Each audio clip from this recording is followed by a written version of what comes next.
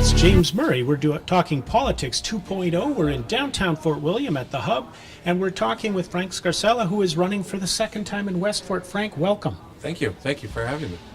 Now, this is your second run in Westfort. You were within 45 votes last time. It must have been a heartbreaking election night.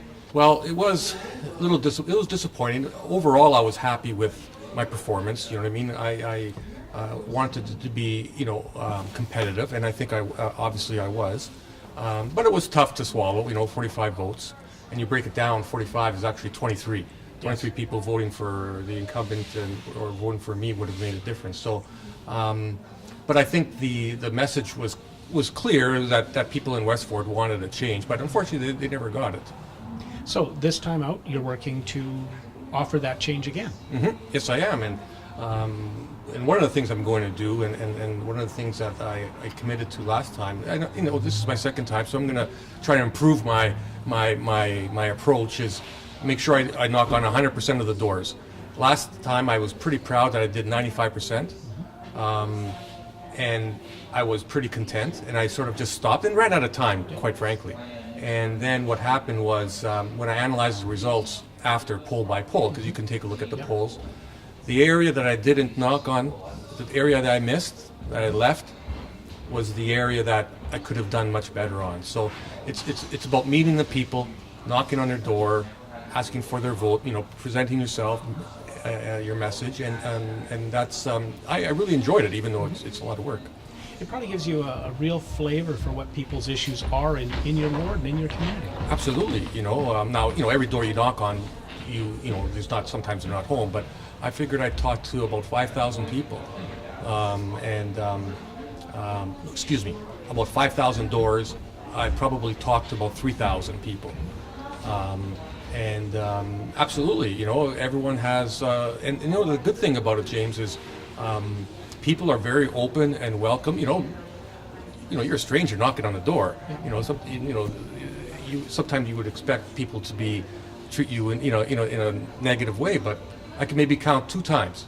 Now, Westfort is sort of its own city within Thunder Bay. Yeah, it's a folksy sort of ward. You know what I mean? The people are very humble, very real. Absolutely, Westfort is probably the most unique ward in our city. They have their own dedicated downtown, Westfort Village. People travel often. If they're from Westfort, when asked, where they're from, they'll say Westfort, which is nice. I'm living up near Current River, and sometimes we joke we're going to Westfort, let's grab our passport. Yeah. It's its own community. Well, it's the original, really, if you look at it, it's the original Fort William, yes. Right? Northwood, of course, was developed later, but it's the original Fort William, I would say. So, Frank, what are the issues that you see as most important heading into this campaign? Well, there's going to be a lot of issues. Ward issues in Westfort. I think we really got to get that solution for the bridge. We just can't leave it like that. And I know the city and other people are working towards that. So we've got to get that fixed. Whether the existing bridge, perhaps a new bridge, but this. Going around Highway 61, that's nuts. That's not going to work forever. We've got to solve that. And I think people in Westfort, it resonates a lot with people in Westfort, even the businesses in Westfort. I think they're getting less traffic. It's a long way for people from Fort William. Once they're on the expressway, then it's easier to perhaps go to Walmart or the Superstore. Absolutely. I haven't talked to, I haven't started talking to anybody in great detail, but when I talk to the people on Frederica Street, I want to get a feel for. I think they're going to say, I have less traffic.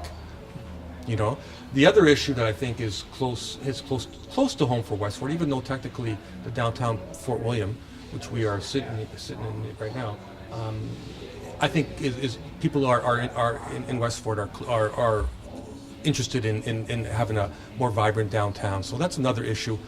Technically, even though we're not inside Westfort. So the $10 million question, Victoriaville, knock it down for $10 million? Oh, knock it down. Unplug Victoria Avenue is what I say. Unplug. And it's not going to be the silver bullet. It's not going to transform it overnight, but I think overwhelming, if there are, it's funny in politics how some issues, James, they come down to 50-50 all the time. But if you did a poll I think this one is 70, 80, 20. You know, overwhelming people would agree that taking down Victoriaville is a good idea. And I think the city agrees, because I think they're working towards that. Yes. So, as we move forward, we're heading into a provincial election, and so we're going to be taking a little bit of a break from the civic politics. Yes. But we want to have in our 2.0 approach is to get you in the studio so that you can reach out to voters that you may not get at their doors, but to get past the soundbite. So I look forward to having you in the studio Absolutely. as often as you like. Well, absolutely. Let's do it here. This is really nice. All right. In the hub here downtown. It's very comfortable. I could see all the people here. It's great. All right. Thank you very Thank much. you for having me. This is James with Net News Ledger, Politics 2.0. Stay tuned, Thunder Bay.